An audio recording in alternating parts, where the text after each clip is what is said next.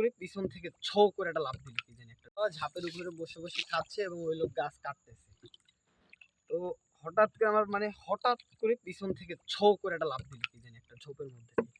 ওই লোক গাছ কাটতেছে, ওই লোকের একদম ঠিক এই বরাবর এসে ধরছে।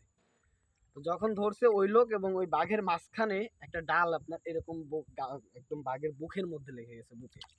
তো যখন লাগছে আমার কাকা ভাতের প্লেট ধুয়ে হাতে কুড়াল ছিল, গাছ কাটতে গেছে কুড়াল আছে হাতে, কুড়াল দিয়ে গাছের মধ্যে বাড়ি মারতেছে, জোরে জোরে বাড়ি মারতেছে যাতে শব্দে ছেড়ে দেয় আর কি।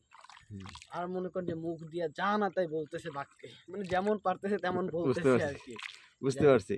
তো এরকম করতে করতে তো ওই যে যখন বাঘ শিকার করতে লাফ দিছে, যখন ওই যে ওর বুকে যে আঁচড়টা লাগছে এটার কারণে ও ছেড়ে দিছে, ছেড়ে দিয়ে চলে গেছে। সাথে সাথে ওনারা চারজন ওনাকে নিয়ে আসছে, আসার পরে প্রাথমিক কিছু চিকিৎসা দিয়ে ওনাকে রাখছে বাসায়। রাখার পরে বলতেছে যে লোকাল যে ডাক্তার আছে ওনাকে বলতেছে যে খুলনায় নিয়ে যান, সেক্ষেত্রে হয়তো বা ভালো কিছু হতে পারে। কিন্তু ওই সময় যে খুলনাতে নিয়ে যাবে আমাদের এখান থেকে তেমন কোনো ভালো যানবাহন ছিল না, কিংবা চলাফেরার জন্য তেমন কোনো ভালো গাড়িও ছিল না। বুঝতে পারছি। এখন এই লাস্ট 3 বছরে আমাদের এলাকাটা খুবই আধুনিক হয়ে গেছে, যেটা আমি দেখতেছি লাস্ট 3 বছর।